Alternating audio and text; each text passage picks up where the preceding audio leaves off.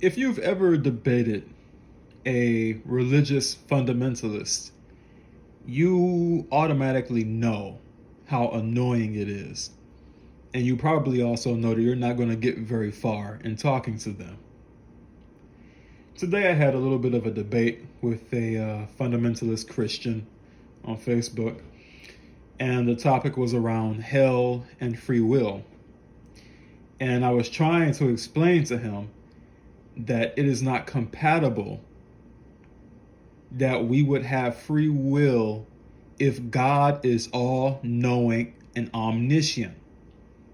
If God knows every single thing about every single day before it ever even happened and has predestinated every human life, according to what a lot of Christians will tell you, then you have no free will. You can't have free will if your life is a script. If your life is predetermined by a God, you don't have free will. So therefore, if hell exists and this God sends people to hell, he is ultimately a sadistic, petty, punitive, wrathful, and evil God. That's the only way you can come to that conclusion. That's the only way it would ever make sense. You would have to admit that God is the greatest form of evil to ever conceptually exist. Worse than Hitler, worse than Stalin, worse than anybody you can think of.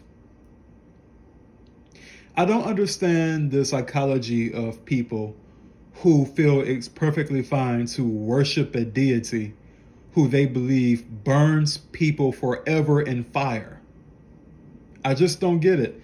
There is something very sick with the human mind to not only come up with such a concept, but to adamantly defend it, to really, really want it to be true.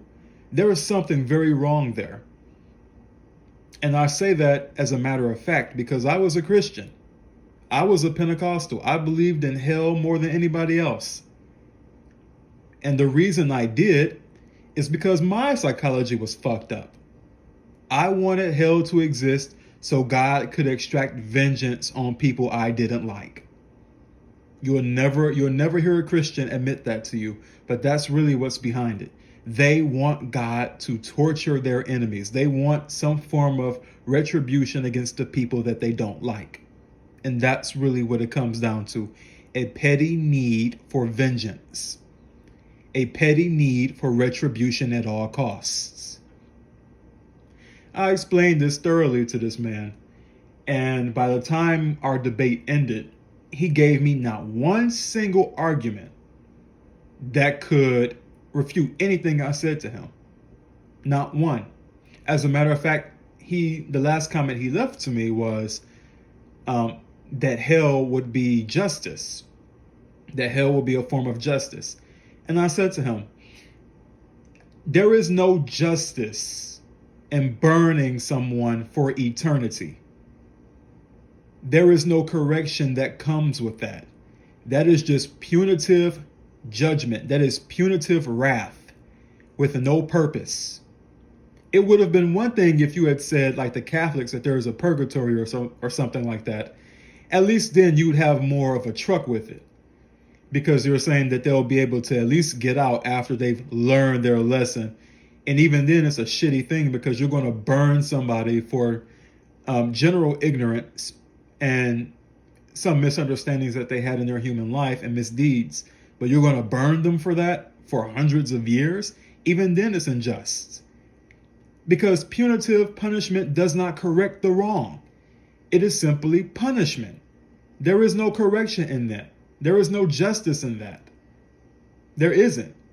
To burn someone in fire forever is not justice.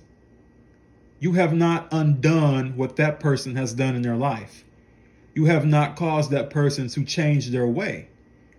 You have not made up for that crime. You have gone above and beyond. That is cruel and unusual punishment, is what we would define that as in the justice system. But yet, by the time I got done explaining this to this man, the only thing he could say to me back was, well, it's justice to me. And that was his response. Out of every single detailed explanation I gave to him why his position and the position of all fundamentalist Christians are wrong, his only response to me was, that is what I think is justice.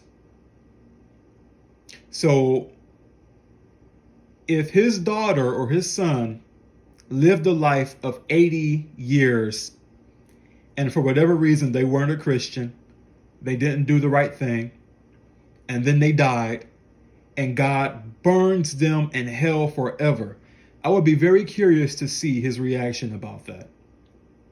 I'd be very curious to see that. I would be very curious to know what he would think about something like that. Because that's really what a lot of these Christians miss. They don't fully grasp what they're saying. They don't fully comprehend the magnitude of what it is they're saying. They are saying that they worship a being who they believe is going to torture their family, friends, and other otherwise decent people for the most small, simplest of infractions. And that there's going to be eternal punishment forever. It's really neurotic. It's very neurotic. It's a very sick psychological ploy. It's disgusting. The idea of hell is probably one of the most disgusting ideas to ever cross the human psyche. Very disgusting. There's just no word. There's no way to justify it. There really is no way to justify that. I mean, it's one thing to give equal punishment for equal crime, but nothing as absurd as burning someone, none the least burning them for eternity. And the fact that billions of human beings worship a God like that says a lot about the human mind. It says that humanity is fucked up in so many ways, it's beyond repair. Not only do they worship this God, they defend this God with their very soul. They defend this teaching as if it's like the golden calf. They have to defend it. They can't lose the idea of hell. They want it. They need it to be there. They desire it. Because they're just as fucked up as their religion. It's so sad.